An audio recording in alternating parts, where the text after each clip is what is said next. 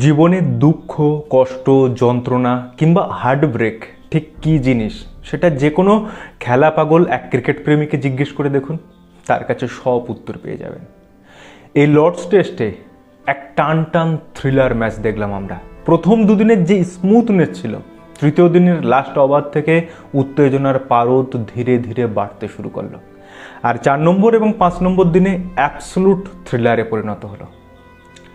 যারা এই ম্যাচটা দেখেছে তারাই শুধু জানে এই কষ্ট, এই যন্ত্রণা ঠিক কতটা ভারতীয় ক্রিকেট প্রেমীদের কাছে।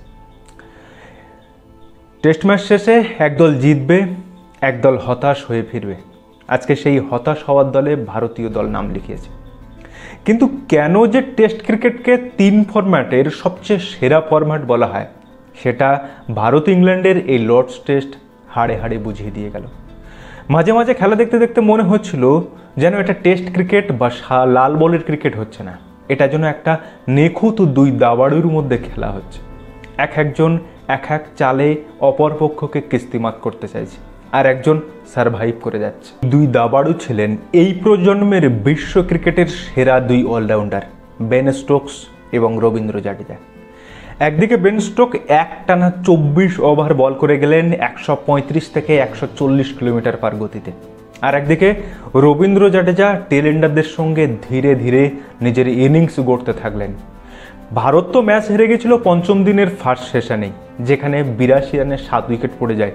সেখান থেকে জেতার আশা হয়তো কোনো অতি বড় ভারতীয় সমর্থকও করেনি, কিন্তু ওই যে খেলাটাকে তৈরি করে ম্যাচের জেতার দোরগোড়ায় নিয়ে এসেছিল এই রবীন্দ্র জাডেজা।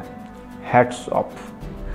যারা বলছেন রবীন্দ্র জাডেজা আরেকটু দ্রুত খেলতে পারত, আরেকটু কেন দ্রুত খেলেনি, জেতার চেষ্টা কেন করেনি, তাদের বলবো অতটা সোজা নয়। যে পিচে ধুলো উঠছে, যে পিচে ফাটল বেরিয়ে গেছে, বল এলোমেলো হয়ে লাফাচ্ছে, জোফরা আর্চারের মতো প্রেসারের বল বারবার শরীরে হিট করছে, সেখানে বাইরে থেকে এই কথাগুলো বলা যায়, অতি সহজ কথাগুলো বলা।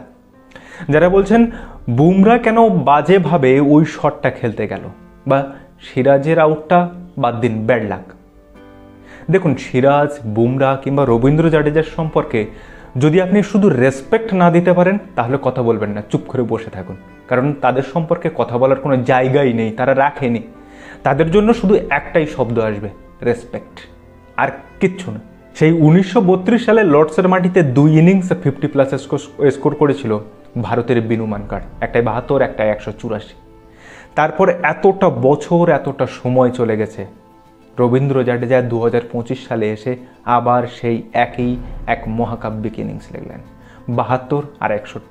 মাঝে তো মনে হচ্ছিল 2019 সালের সেই বেন স্টোকসের অতিমানবীয় ইনিংসটাকে আবার বাস্তবে ফুটিয়ে তুলতে চাইছেন রবীন্দ্র জাডেজা।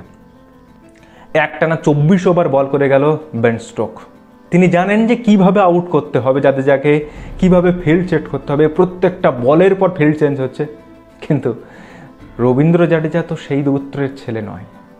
মরার আগে মরবো না, হারার আগে হারবো না, এই মানসিকতা নিয়ে শরীরে জোফরা আর্চারের বল লাগার পরেও সিরাজে যেভাবে দাঁড়িয়ে থাকলেন, যে আমরা তো আউট হচ্ছি না, তোমরা অন্য কিছু ভাবো, অন্যভাবে ট্রাই করো। ভারতের টপ অর্ডার একেবারে ফ্লপ করেছে, যেখানে ভারতের টপ অর্ডার একেবারে ফ্লপ করেছে, যেখানে যশস্বী জয়সওয়ালের ওরকম একটা ছেলে খেলা মতো আউট হওয়া, মাত্র 7 বল। করুণ নায়ার যে বারবার সুযোগ চেয়েছিল, dear cricket give me 1 more chance, সুযোগ পেল, 6টা ইনিংসে সুযোগ পেল, ইনিংস গড়েও সেই ইনিংস বড় করতে পারলো না। 33 বল। গিল খেললো 9 বল, ঋষভ পন্থ খেললো 12 বল। টোটালে ভারতের টপ অর্ডারের এই 4 ব্যাটসম্যান মিলে খেললো টোটাল 61টা বল। সেখানে ভারতের টেল এন্ডার, যাদেরকে নিয়ে আমি গত ভিডিওতে বলেছিলাম যে ভারতের টেল এন্ডার ঠিক এখানটায় পিছিয়ে পড়ছে, সেখানে ভারতের লাস্ট 3টে টেল এন্ডার খেললো কীরকম জানেন? নীতিশ রেড্ডি 53 বল, জসপ্রীত বুমরা 54 বল, মোহাম্মদ সিরাজ 30 বল, আর স্যার রবীন্দ্র জাডেজা 181 বল। ভারত তো প্রথম সেশনেই হেরে যায়, যেখানে 82 রানে 7 উইকেট জিতেছে, সেখান থেকে ম্যাচ জেতা বের করা যায় না। কিন্তু এইভাবে লাঞ্চ টিয়ের পরে আগে 30 মিনিট এক্সট্রা করা হলো 9 উইকেট পড়ে যাওয়ার পরে, সেই 30 মিনিট কাটিয়ে টি টাইমের পরেও ম্যাচটাকে টেনে নিয়ে যাওয়া, সেটা শুধুমাত্র এদের 3 জনের জন্য। তাই এদের 3 জনকে কিছু বলার আগে অন্তত 10 বার ভাবুন।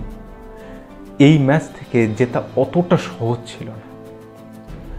প্রথম ইনিংসে ভারতের এক্সট্রা দেওয়া 31 রান, দ্বিতীয় ইনিংসে এক্সট্রা দেওয়া 32 রান, টোটাল ভারত এই টেস্টে 63টা এক্সট্রা রান দিয়েছে, আর ভারত ম্যাচ হেরেছে মাত্র 22 রানে। এর আগে ভারত বেশ কয়েকবার এরকম 200 রানের কমে টার্গেট চেস করতে গিয়ে আউট হয়েছে, সে চেন্নাই বলুন, ব্যাঙ্গালোর বলুন, ইংল্যান্ড বলুন, অস্ট্রেলিয়া বলুন কিংবা ওয়েস্ট ইন্ডিজ। একমাত্র আমার যেটা মনে আছে যে এইরকম চতুর্থ ইনিংসে টেলেন্ডারদের নিয়ে ম্যাচ জিতেছিল মোহালির মাঠে, যে টেলেন্ডারদের সঙ্গে ব্যাট করাকে একটা শিল্পের পর্যায়ে নিয়ে গেছিল সে ছিলেন ভিভিএস লক্ষ্মণ। সেই মনে আছে প্রজ্ঞান ওঝাকে ব্যাট হাতে মারতে যাচ্ছিলেন, আমার অনেকটা আজকে রবীন্দ্র জাডেজাকে দেখে তাই মনে হচ্ছিল। কি সুন্দর একটা ম্যাচ খেললেন। মাঝে মাঝে মনে হয় যে টেস্ট ক্রিকেট বোধহয় জীবনের সাথে অনেক মিল থাকে। উত্থান পতন, ঘুরে দাঁড়ানো, দেয়ালে পিঠ থেকে গেলে কিভাবে ফাইট ব্যাক করতে হয়, সব রকম উপাদান এই টেস্টে মজুদ ছিল। তবু ওই যে দিন শেষে একটা দলকে হতাশ হয়ে ফিরতে হয়।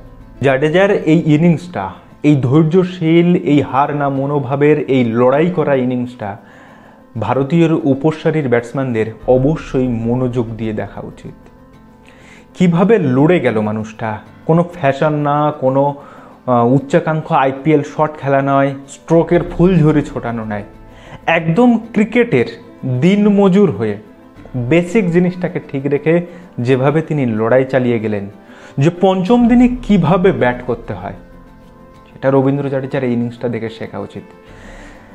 বিরাট কোহলি, রোহিত শর্মা, রবিচন্দ্রন অশ্বিন, আজিঙ্ক্য রাহানে, চেতেশ্বর পূজারা কেউ নেই আর, কিন্তু রবীন্দ্র জাডেজা এখনও সারভাইভ করে যাচ্ছেন। জানেন তার পিছনে এখন লাইনে দাঁড়িয়ে আছেন অক্ষর প্যাটেল, যে কোনো সময় রিপ্লেস করে দিতে পারে, কিন্তু এইভাবে বারবার সারভাইভ করা। সেই 2019-এর সেমিফাইনালে কাউকে সঙ্গে পাননি, দি গ্রেট ফিনিশার মহেন্দ্র সিং ধোনি থাকতেও তার সাহায্য পাননি, হ্যাঁ আজকেও পেলেন না। তবু তার যে এই ফাইটিং স্পিরিট, সেটা আজীবন মনে থাকবে ভারতীয় ক্রিকেট ফ্যানদের।